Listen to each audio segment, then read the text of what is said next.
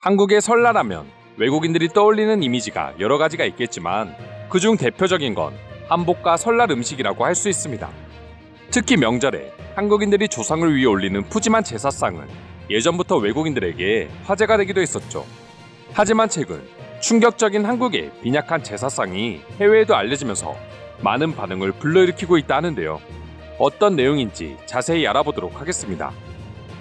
일명 상다리 부러질 정도로 차렸다고 말하는 제사상 이미지에 반전을 주는 사진이 공개된 적이 있습니다. 그건 바로 대추와 밤, 그리고 배 한 개가 다인 아주 조촐한 제사상이었죠.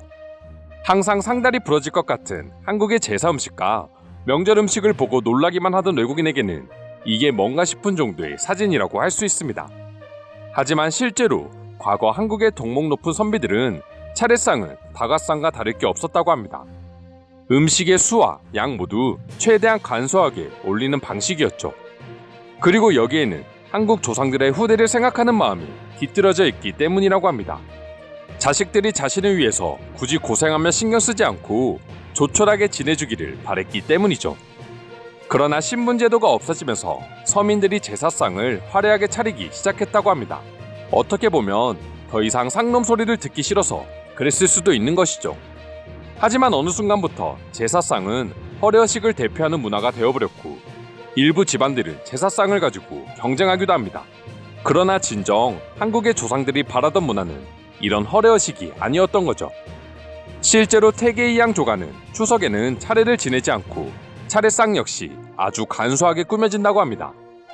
과일 한 접시와 대구포, 그리고 떡 한 접시가 전부이죠. 그리고 무려 11명의 독립운동가를 배출한 임청각 총괄은 후손들의 바쁜 생활을 생각해 1년에 딱 한 번 광복절에만 조촐하게 제사를 지낸다고 합니다. 뿐만 아니라 파인애플이나 바나나 등 새로운 음식을 올리기도 하고 음식의 종류나 놓는 방식을 크게 신경 쓰지도 않는다고 합니다. 정성이 중요하기 때문이죠. 과연 후손들이 항상 힘들어하며 스트레스를 받는 한국의 잘못된 제사 문화가 조상들이 진정 원하는 모습이었을까 하는 생각도 듭니다. 처음에는 자신들이 알던 한국의 모습이 아니라 놀라기만 했던 외국인들의 입장에서도 자세한 내용을 알게 되니 한국인들의 인정은 역시 예전부터 이어져 온 것이라며 다양한 반응을 보여주기도 했는데요. 누가 봐도 조촐하기만 한 한국의 제사상을 보고 외국인들은 어떤 생각을 가지고 있는지 지금부터 자세하게 알아보도록 하겠습니다. 한국 아내를 맞이하고 처음으로 한국의 설날을 맞이했던 기억이 납니다. 그리고 저를 위해 숟가락 젓가락과 더불어 포크도 같이 놓아주셨는데 저의 조상님들도 같이 드시라고 그렇게 둔다고 말씀해 주셨습니다. 그때 다시 한국인들의 정을 느끼게 됐었죠.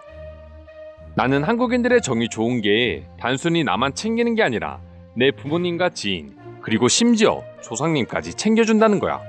그 말 한마디가 얼마나 따뜻한지는 아무도 몰라. 그러게, 당신의 조상님이 오셨는데 젓가락을 사용할 수 없어 이 맛있는 한식을 먹지 못했다면 분노하셨을지도 몰라.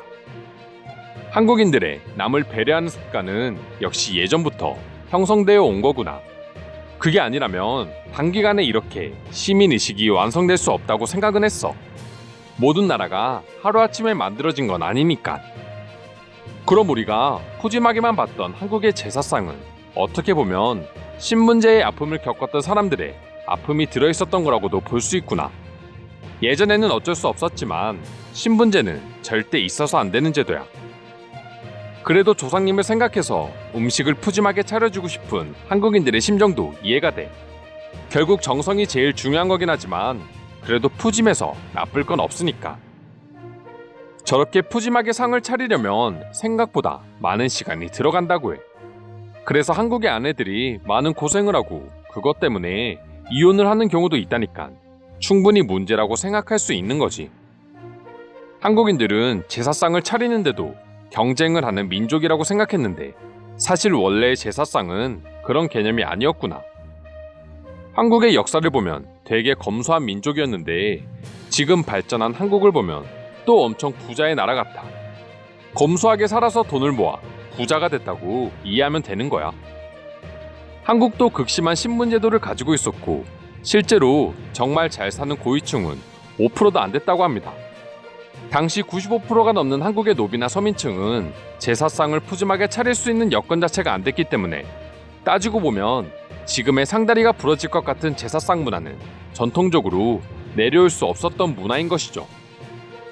미래를 내다보는 한국인들의 덕목은 이때부터 시작된 게 아닌가 생각합니다. 솔직히 지금 서양인들 중에서 자신의 대대손손 경제 사정까지 걱정하며 사는 건 절대 쉽지 않은 일이니까요.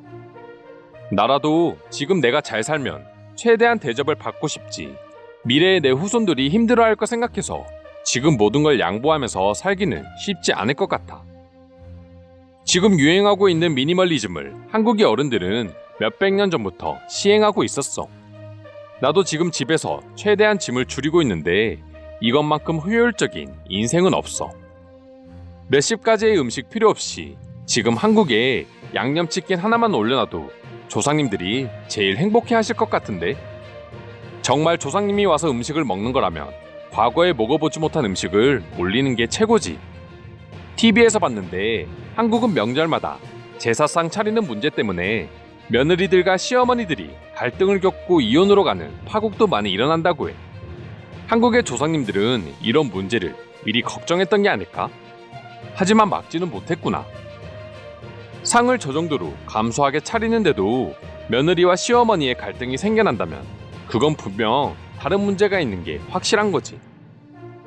원래 갑자기 부자가 되거나 갑자기 신분이 오른 사람은 원래 그 자리에 있던 사람보다 훨씬 더 과하게 자신을 표시하고 싶어해.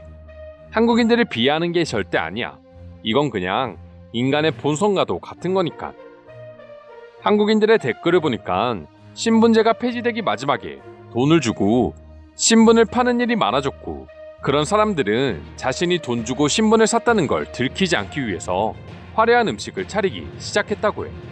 그게 지금까지의 전통이 되어버린 거지. 이 주제와 상관없는 내용이기는 하지만 다들 부모님이 살아계실 때 잘하자. 돌아가시고 난 뒤에는 아무 소용이 없어. 지금 전화 한 통이라도 잘하는 게 제일 효도야. 만약 내가 과거 한국인이었다면 내 제사상에 한강에서 먹었던 컵라면에 김치만 올려주면 최고의 행복을 느낄 것 같아. 그러고 보니 그럴 것 같아. 정말 내 후손들이 경제적인 여건이나 시간적인 여건이 부족한데도 불구하고 자신을 위해 그렇게 고생하는 모습을 하늘에서 보고 있다면 행복할까? 한국의 조상들이 바랬던 건 그냥 1년에 한두 번이라도 자신을 잊어주지만 말아달라는 뜻이었을 수도 있어.